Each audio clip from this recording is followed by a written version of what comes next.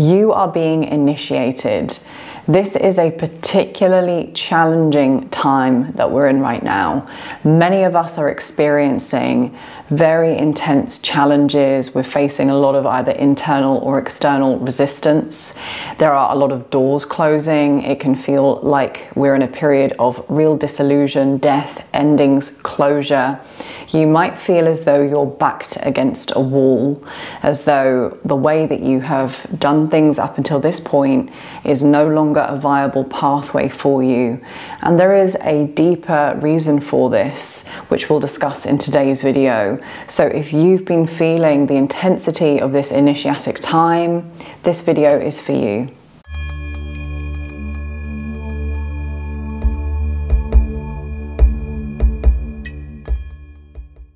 Hello beautiful ones, my name is Natasha and this is Temple of Akasha, the home of embodied spirituality.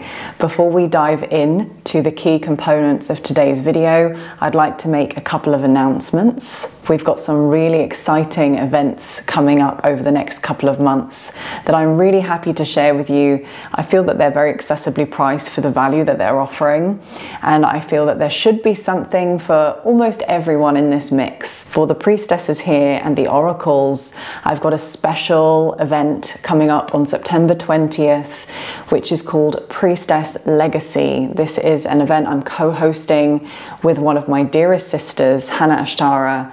We're going to be creating a 2 to 3 hour initiatory portal of Hieramos Gamos, which is the sacred holy marriage. We're marrying the feminine principle with the masculine principle through Eros, dancing, womb journeying. We're going to be doing soul visioning, a lot of sound work, really working with our ability to discern what is true, to focus on our dharma and our vision, married with our desire to create what we came here to create as priestesses, as bridges between the old way and the new way. This is going to be a really powerful event, so if you can join us live, it'd be really wonderful to have you there. Then on the 28th of September, I'm hosting an in-person experience.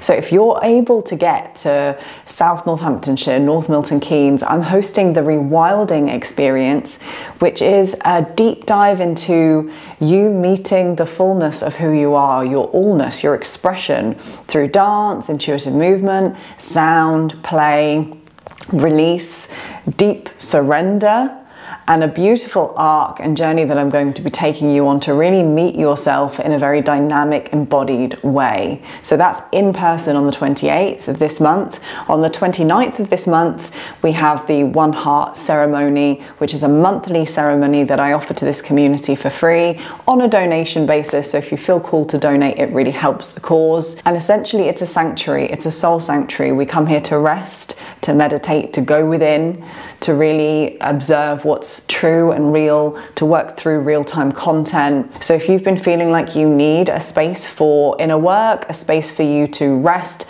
land, regulate your nervous system, and also be in live community with other people, that's for you. And then I'm really excited, I finally dropped this yesterday. On Saturday the 19th of October, we have Projector Power. So if you're a human design projector and you've been wanting to understand how to work in a more aligned way with your unique archetype and architecture, this is for you. It's going to be a live training and an empowerment event. It's going to be probably closer to 3 hours. I'm going to be sharing everything that I have embodied as a projector myself that has rapidly shifted my consciousness and also made my life and way of working so much more easeful on Earth. Projectors have a really unique role in humanity's evolution.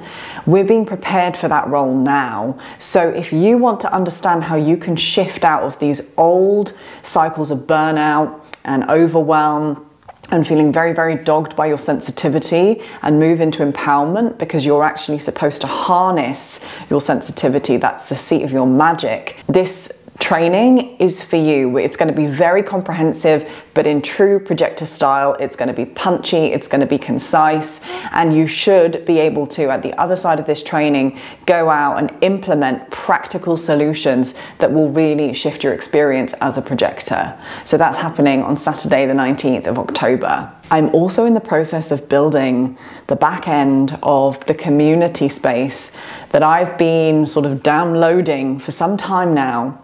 I'm not going to share too much about it here, but I just want to keep you posted that if you have been feeling the call to be in a devotional community space that's really dedicated to the inner work, to spiritual community, to conscious principles, to anchoring the architecture of the new earth together, this membership is going to be for you. So stay tuned for that, because that is on its way. And so on to the core of today's video. And I'd just like to add here that I am really sorry that there's been such a delay in me posting a video. As part of my own initiatic experience recently, I've been dealing with the ongoing symptoms of a head injury that I sustained last year. So if I am a little bit slurred in this video, or I'm not that articulate, please bear with me. It is affecting my speech slightly. It's getting better. I'm feeling better and better each day, as long as I don't knock my head, because any little knocks to my head seem to really re-trigger all of the symptoms that I experienced last year. And it's really, really challenging sort of to carry on as normal, because it completely undermines everything as I'm learning. And I think, in all honesty, that's a really good doorway into today's subject matter, which is that although I would say that this is a particularly challenging time of initiation right now, I'd like to offer the reflection that life is our initiation. We came to Earth to learn, to evolve, to create. This is the platform, this is the medium, this is the form through which we chose to experience ourselves and to experience our innate capacity to create, to birth, to evolve, to innovate on behalf of the divine as the divine. And so life in form on earth is the initiation. Every single day, every single moment, in fact, is an initiatic opportunity. I suspect most of you here will have a connection to your potential. It may not be something that you can tangibly connect with or consciously have a recollection of and know what it looks like in form, but you feel it and you sense it. And this time we're in now especially is really asking us to honor that empowered architecture, we could say, of our being, the aspect of us that's not dogged by limitation, by fear, that's not swimming in fear-based conditioning and a sense of smallness or stuckness, but to really rise into that empowered architecture. So I haven't been paying much attention to the astrology lately. What I'm sharing today is really my direct and embodied experience of this time and what I'm sampling in the collective. But I am aware that Pluto, which is the furthest planetary body in our solar system, is making its final retrograde and dance through Capricorn. This is ending a cycle that's been in place since 2008, and Pluto won't be in Capricorn again until, well, it's going to be 248 years' time. So this is a multi-generational shift that's occurring. Pluto is the planet of transformation, and Capricorn is a really kind of disciplined, structure-based energy. So what's happening during this time between now and December as Pluto makes its final soiree through this sign of Capricorn? So we're starting to really feel the culmination of all the ways we haven't honored perhaps our highest expression of Capricorn, that archetype. So that's just something for you to be aware of, and I'm going to now translate it through the language that I've been feeling it. There are lots of astrologers talking about the astrology right now. What I feel is that this time of initiation, it is a time of endings. It's a time of closure. It's a time of death, of disillusion. And the way that I've been sensing it is that very, very, very deeply ingrained identity structures. And I'm going to add here, these identity structures are also held in the body. I observed this for myself yesterday. that these identity structures I'm referring to, that we may have started to embody even as babies, okay, this is very deep, and even inherited through our ancestral lineages, so it's actually in our DNA, it's in our genetic material, it's in our tissue, it's in our cellular memory. These structures and patterns that we're being asked to evolve out of, they're held as memory in the body. They're held as patterns in the body. So physical symptoms and physical dis-ease and disharmony that you might be experiencing, pay attention to that. I'm experiencing a lot. Health has been a huge initiatory pathway for me over the last decade, and certainly in the last year. And so it's really important to recognize that this process of evolution, it happens at every single level. So all is connected, all is part of the one. And so I invite you to really get curious about the places that you're meeting a lot of resistance, because it has wisdom for you. It holds vital feedback and communication for you. So these identity structures, they're held in the body, perhaps as tension, perhaps as dis-ease, perhaps as areas where you're experiencing a lot of stagnation. The way I experience it within my own body is like a gripping. Like there are certain areas, certain organs, certain parts of my body that are holding the tension of gripping onto this identity structure. It's really, really fascinating to witness. And what's happening is that we are evolving at such a pace now. Our vibrational states are shifting. The earth is shifting vibrationally. These old ways, these old structures, Capricorn, can't be sustained in the new vibration that we're moving into. And so what is not essential to your empowered evolution must die. It must dissolve. It must be released. It must be surrendered. And the phrase that came to me a few days ago was, it's a time of rise or die. It's a time for us to either rise into the empowered sovereign architecture, honoring that felt sense knowing of our vision, of our dharma, of the work we're here to do, of the way we're here to be, the way we're here to embody, the frequency from which we're here to move through the world and pour into the world, that higher vantage point. It's a time to either rise into that and to consciously make that shift, even though it's damn uncomfortable, even though we meet so much resistance and fear along the way, but to, like the goat scaling the mountain, be really relentless and be very, very dedicated and devoted and committed to that pathway. That's why this is a time of initiation, because it's really supporting us to become masterful. The planet associated with Capricorn is Saturn.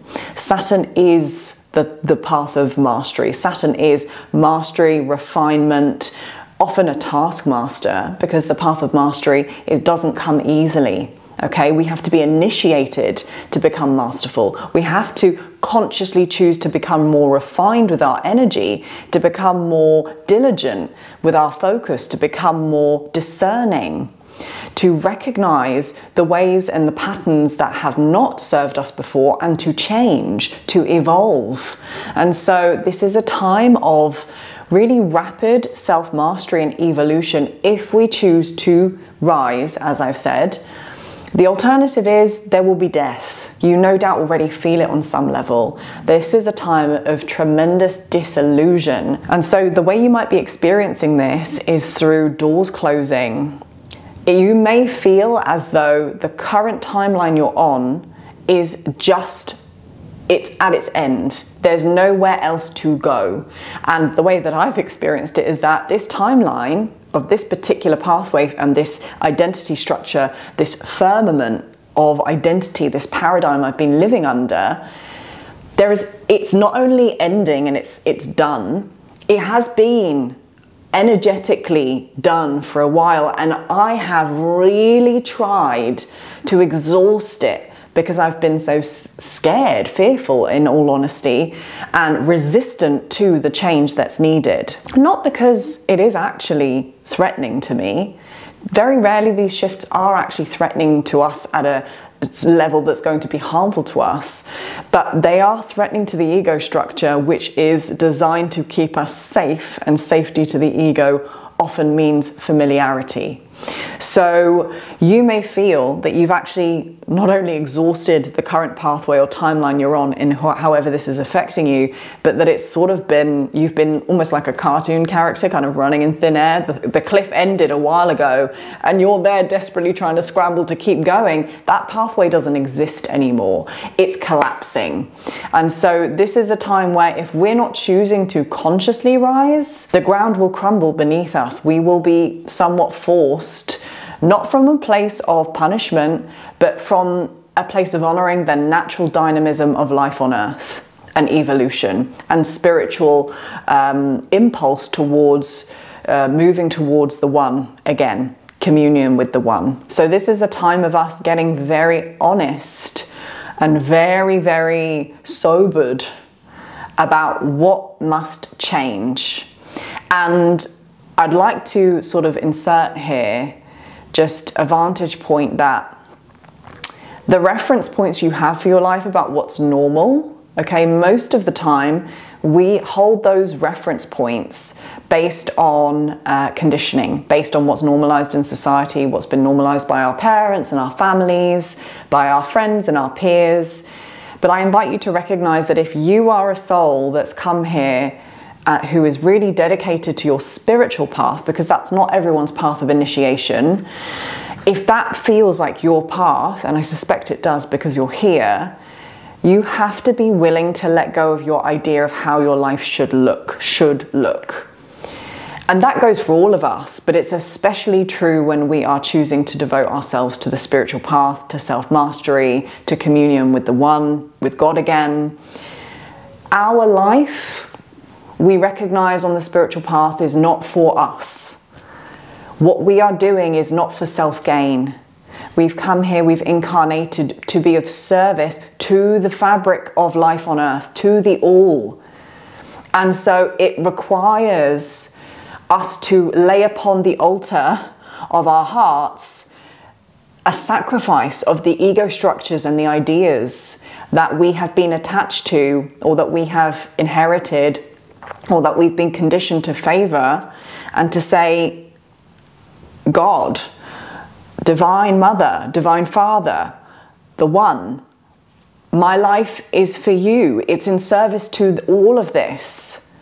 I am of you, I am as you, and also all of this is you. And I recognize that I'm not separate from the whole, separate from the all, and that with spiritual awareness and a devotion to the spiritual path, it's our responsibility to recognize that we've come here to play a part in shifting the consciousness on the planet, and that requires us to break down established structures, right? Pre-established structures and infrastructures and systems that we've been living within, and be open to a much greater flow of creation and life force that wants to move through us and create through us in pioneering and innovative ways, both within our own lives and on behalf of the collective. And I can feel this now in the collective. I can feel that there is this group of us, this bandwidth of beings who have incarnated to be devoted to the change that's required on earth,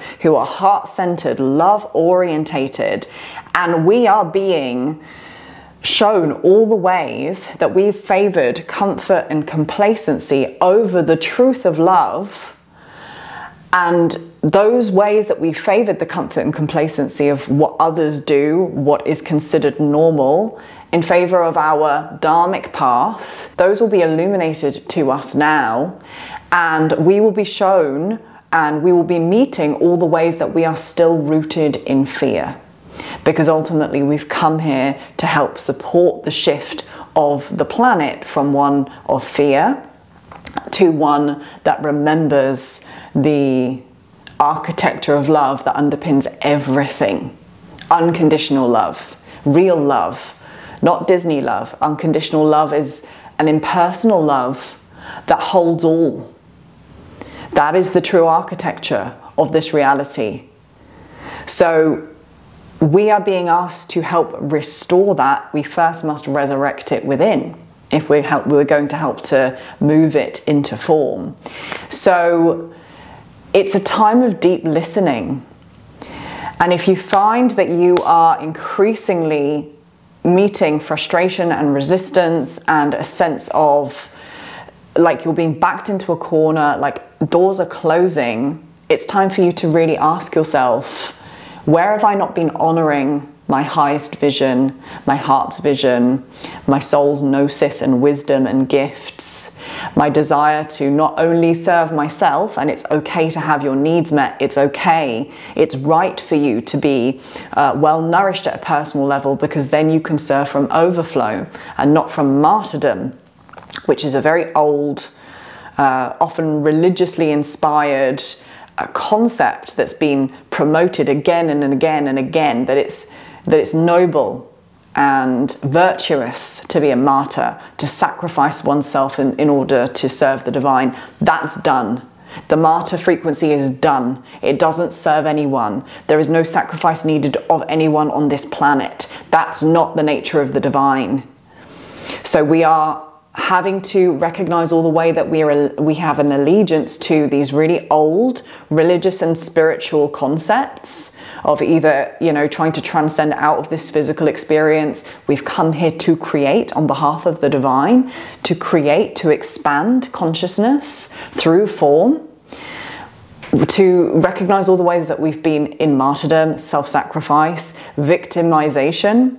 We may once have actually been victims. I think most people on the planet have been, but we get to choose whether we live there, whether we move and create from that space. And if we're anchored in martyrdom or victimhood, we can never move from a space of empowerment. So we have to choose now. Which pathway are we going to honor? We rise or we die. It's that simple. So if you've really been going through it lately, I just want to reaffirm and validate that you're not alone. This theme is coming up in my life, in the lives of almost everyone in my field of awareness, in my network, my clients, Soul Tribe members, people I connect with on social media. This is a time of initiation, and we are experiencing this within the wider context of our human evolution on Earth at this time. We are reaching a critical point where the way that humanity has lived thus far up until this point is not sustainable. There are forces that wish for us to be invested in a frequency of fear and severing and separation from the all.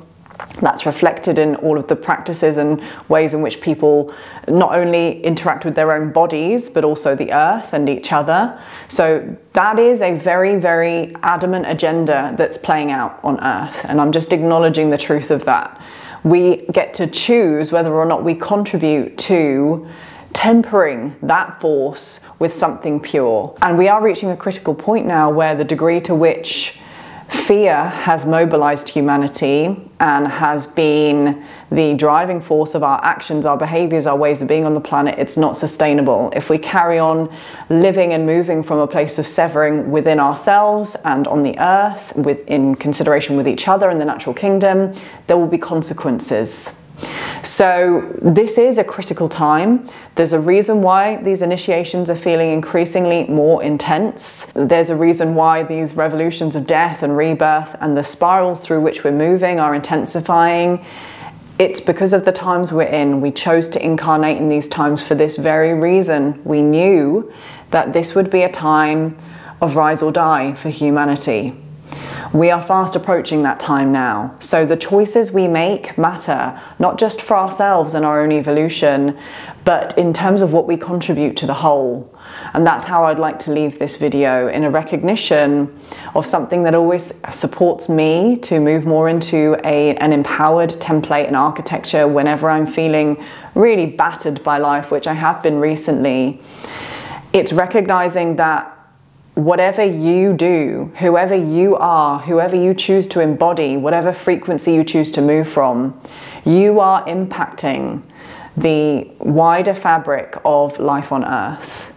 So I invite you to consider how you want to contribute to the wider fabric, what you want to contribute. Do you want to contribute fear and scarcity, lack, severing, frustration? Does that feel like what you came here to contribute? Does that feel like it's actualizing your Dharma when you move from that space? Or can you recognize that that is the conditioning? And can you recognize that you actually hold at a much deeper and higher level within your being the gnosis of what's true, the gnosis that we don't have to live that way, that that's not the truth of who we are, that's not the truth beyond all of these layers of distortion and conditioning and trauma? And can you be resolute in your dedication to the resurrection of what is true? And it does require a very tenacious, focused, diligent, discerning, boundaried energy in terms of how you use your energy, your time, your awareness. You've got to have your eyes on the prize at this point. So do not forget why you came here. Remember that these initiations are here to catalyze and ultimately anchor your ability to rise as a sovereign being, as a more masterful being, as a more refined being in service to love. So I hope this has been a helpful reflection for you. I'm right there with you guys, and I know that regardless of how grey and bleak, often like the skies in England, things might seem, I know God in my heart. I feel God's fire, and I know that truth always prevails. Love always prevails. Love always prevails because beneath all of the veils of distortion, there is only love. And that is how I know that whatever unfolds, all is well. I'm sending you so much love. I'm wishing you clarity and peace and empowerment. And if you wish to join me in any of the events that are coming up, I'd love to have you there. And if you feel like you need more bespoke support at this point, I do offer a limited number of one-to-one soul support sessions. You can find details for that in the description box below. I'm sending you love, dear ones, and I'll see you again in the next transmission.